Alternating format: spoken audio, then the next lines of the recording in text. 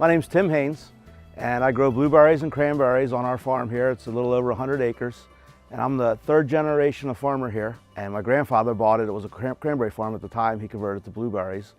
And the history of our family in blueberries goes all the way back to Whitesbog, where my great-grandfather was the superintendent of Whitesbog when Mrs. White first started growing cultivated blueberries there. My father purchased this farm from his mother in 1969, and at the time you could market blueberries wholesale and make money.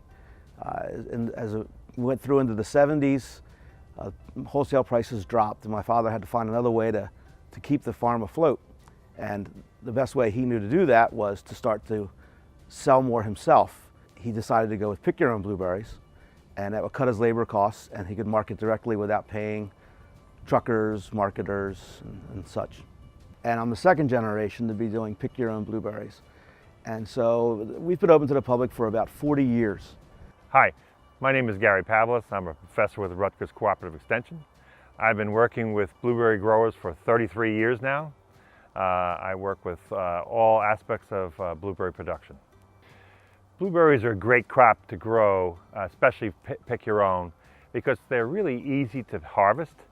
You don't have to get on your hands and knees to pick them. You can pick them as much as you want. You know, they're very easy for children to pick. Children love eating them. So, and then they're native to New Jersey, so they're going to grow here very well. Pick your own still only picks about 4 acres of blueberries. If you're going to get into the pick your own blueberry business, you need to understand that they're not going to pick a lot of acreage, and you're going to have a way, either a picking machine or hand pickers that you hire that are going to keep you caught up and keep everything moving along. One of the most important considerations for someone that's going to try to start a blueberry farm would be location. Blueberries evolved here in the pinelands in sandy soils, and they're used to that.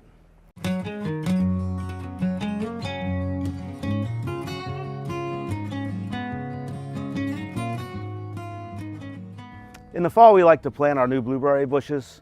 We buy 2 or 3 year old bushes. We place them in the field in 10-foot rows, 3 feet apart, about 40 inches apart. And we like to think that we're forward thinking, that we're using the metric system, that it's about 3 meters by 1 meter, but the metric system hasn't caught on, so that's really not working for us. But we dig a trench, we place the plants in the trench, cover them up, and then we cut them back so we take all the fruit buds off of them so they won't have any berries that year. Well, in the wintertime, all the blueberry bushes have to be trimmed. And the trimming consists of taking out an old cane, shaping the bush, and just trying to keep the bush vigorous and consistently productive. If you don't prune at all, you can get a good crop, but then the following year you'll pay the price for that. So we try and do moderate pruning every year so we have consistent production. Well, in the springtime on the farm, it gets very busy. Blueberries is a sprint from April to July. It's a summer crop, but with global warming, we actually start in the springtime now.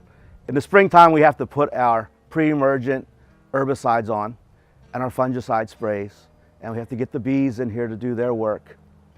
And it's very intense. You're also getting ready for harvest, getting your guys ready, getting your trays ready, your equipment ready.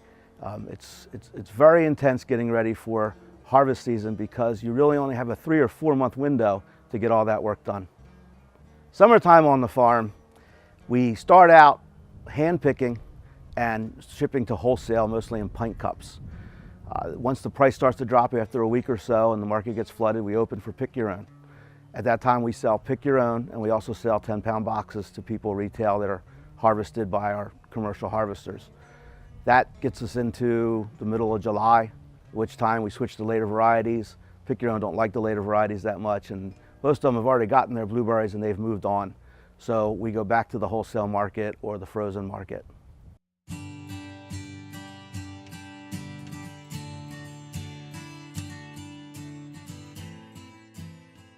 Towards the end of harvest, we get the picking machines out and we clean up the fields, get all the berries out.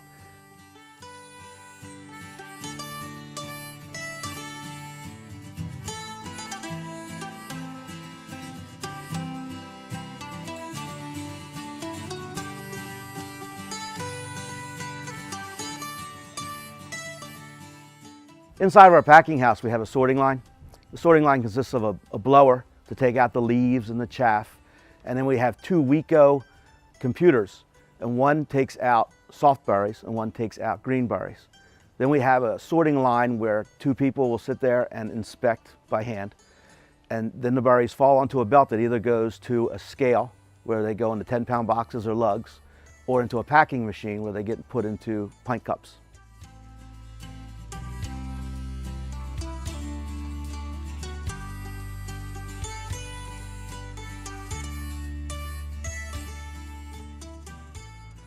When we retail blueberries, we sell them mostly in 10-pound boxes. That seems to be a nice size box for people. They buy them, they love blueberries, they'll come back and get another 10-pound box each week while we're open. Some people, they don't want many, they'll buy pint cups. We use the plastic clamshell pint cups. And if people are picking their own, we give them a bucket to go to the field, and then we put their berries into a cardboard box for them to take home. Then it's time to clean up the weeds and clean up around the packing house. It's time to start clearing land to plant new fields and renovate fields.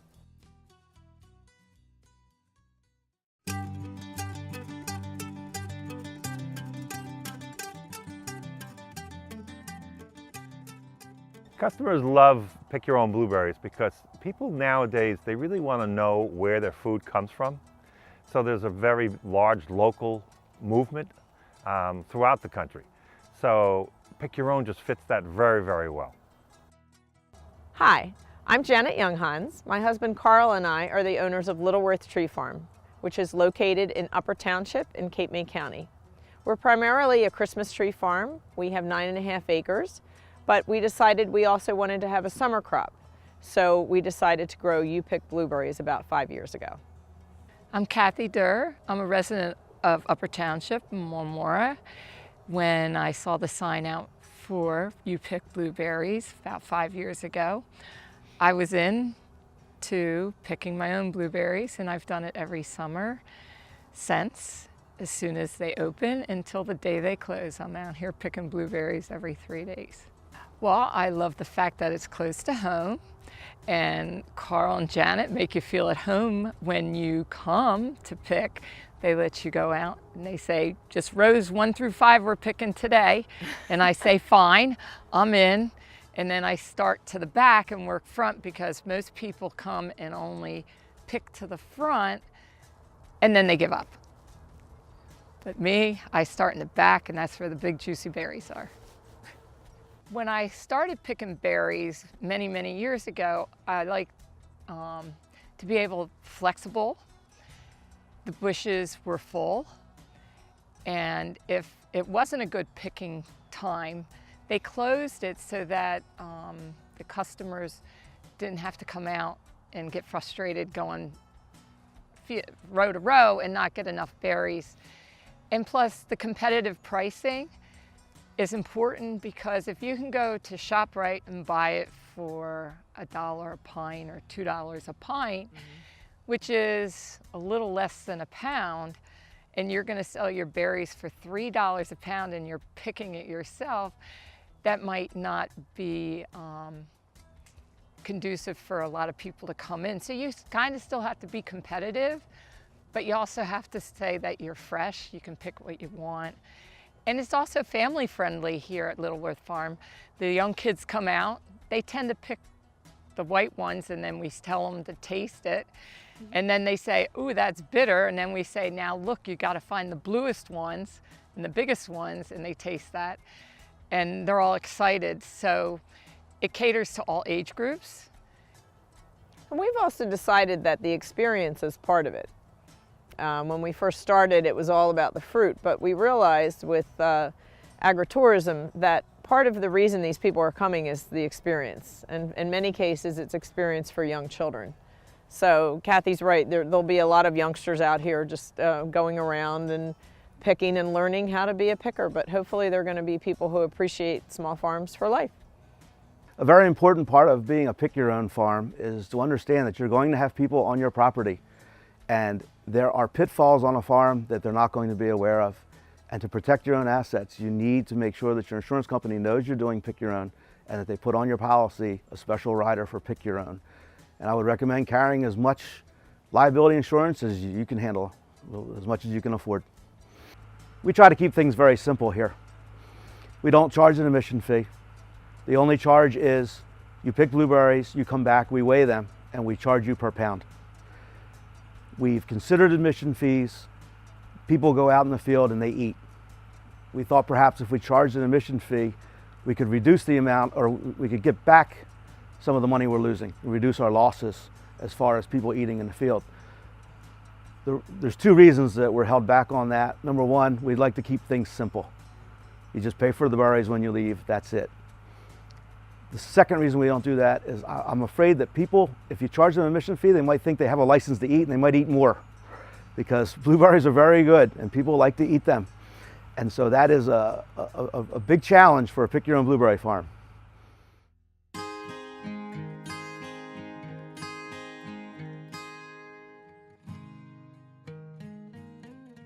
Well, there's a whole host of varieties for blueberries.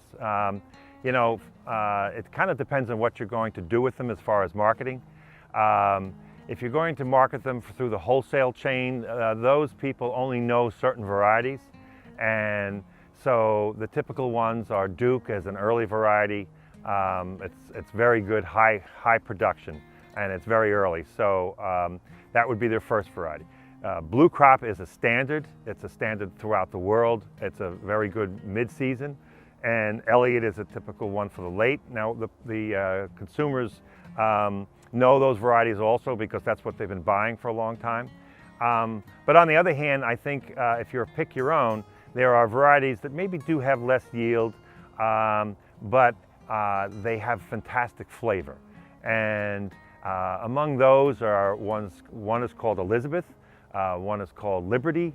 I love the one called Darrow. Darrow is a very large berry, rarely seen in New Jersey, but it'd be wonderful for pick your own. There's a new one out there called Chandler. Chandler is a very large berry. And there's some actually interesting ones. There's one called Pink Lemonade, and it actually is a pink blueberry and has very unique flavors, and I understand the kids love them. So that would be great for pick your own. Well, I like coming to Littleworth Tree Farm / pick your own blueberries because you get the freshest berries and you can pick all the ripe berries, unlike when you go buy in the market. They're usually the more sour berry because they pick too soon, and you get to pick the plumper berries, which are usually the better ones. And plus there's a lot of varieties here, so you can pick from the end of June is the... You usually come the very first week we're open, which is the end of June for our Dukes, which are our early variety. But then we intentionally plant mid and late varieties so that the season can be extended. And you're one of our customers who comes the whole season. Right, and Carl's the proudest of his pink lemonades. Pink lemonade berries. He's always, you gotta try these, you gotta try these. I'm not sure if I'm the biggest connoisseur of blueberries because I can't distinguish one flavor from the other from bush to bush. Though sometimes one has a little more tartness, and some are a little sweeter. I think the Liberties right here are the sweetest. They're my favorite. They're the late season variety, and to me, you can just really taste the sweetness in that type of a berry. And they tend to be plumper the whole picking cycle. Yes, that's true. Because the fields in the beginning are Liberty. The first ones are Dukes. Dukes get smaller as the season goes in. The Liberties are a nice plump berry. Yes.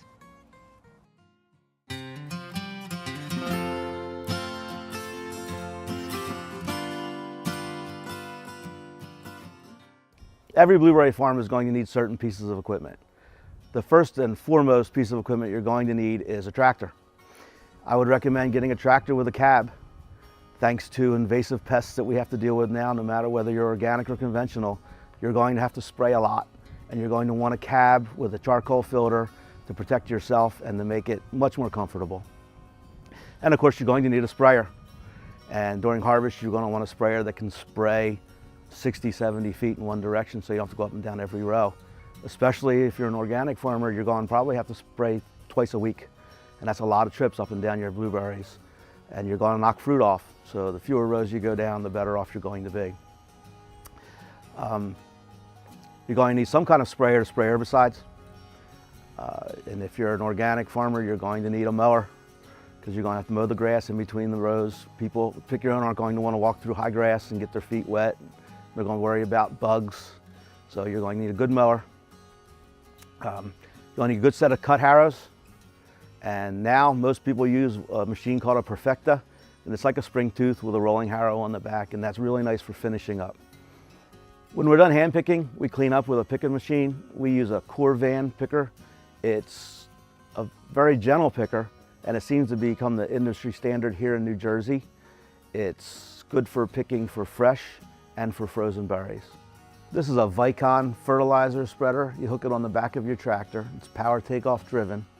And in the back is a chute that moves back and forth like a pendulum and throws fertilizer underneath the blueberry bushes. It's a very important piece of equipment unless you want to walk around with a bucket and throw the fertilizer down underneath the blueberry bushes. And we call that feeding the chickens, so that's not a fun day. This is our John Deere 5325N. The N stands for narrow. You're going to need a narrow tractor if you're going to take it down a blueberry row. It has a cab and it has a charcoal filter inside the cab, and it's the tractor we use to spray.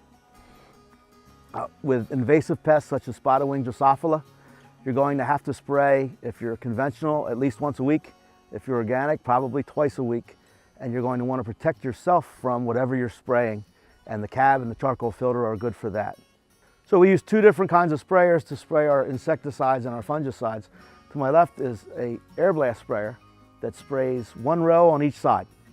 And we use that early in the season during bloom and when there's green berries, before the bushes start to droop with the weight of the berries. Then we go to our cannon. The cannon will spray about 60 to 70 feet in one direction. And so we use that when the blueberries are drooping so we don't knock berries off taking the tractor down the row. So if you were only going to have one sprayer, this would be the sprayer you would want, because you can use it in the spring and in the summer. But it requires quite a bit of horsepower. That 5325 was what runs this, and that's 50 horsepower, I think, maybe 60. And you're going to need a lot of horsepower to run this because it's a big fan and it's blowing a lot of air 60, 70 feet in one direction.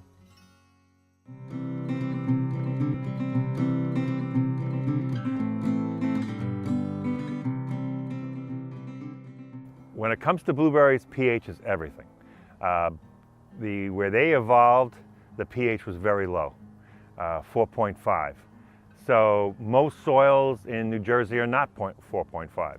So to grow blueberries, it's critical to measure your pH, do an analysis, and get that pH down into that range of 4.5 to 5. And then once you put that planting in, you have to stay on top of it and make sure it stays there. Once you supplement the soil and change it, it's not going to stay there if it wasn't originally that pH. So everything with blueberries is dependent on pH. Another important thing with blueberries is weed control. I often tell growers that every weed under your bush costs you $1, because blueberries do not have root hairs. They cannot outcompete weeds for water or nutrients. They have a very shallow root system. So when you fertilize or you water, the weeds are going to get that first. So you have to control weeds with blueberries. Irrigation is also very critical. The actual fruit is 83% water, so you cannot put these plants into any kind of stress. They need 2 inches every 7 to 10 days on the average, so you cannot do blueberries without an irrigation system. And there are different types of irrigation you can use in blueberries. In the past, in the 50s, 60s, 70s, people usually used overhead irrigation. For the most part, that was because trickle irrigation was not really available then, and also it was good for frost control. A much more efficient way is to use trickle irrigation. It uses much less water, and the other thing is you can fertilize through the irrigation system. And we have found that to be really efficient and very beneficial to blueberries. As far as irrigation here, we have overhead irrigation on some fields, and we initially installed that for frost protection and irrigation. But overhead irrigation uses a lot of water, and so we had to switch over to trickle. And the trickle irrigation is much more efficient, and it gives more water right where the plant needs it, so you don't put it in the middle of the row and you don't waste water. And we basically try to give the plants 1 to 1.5 inches of water a week, but we use the weather station down in Oswego to track the evapotranspiration, and we also use watermark sensors to determine when it's time to irrigate and when it's time to stop.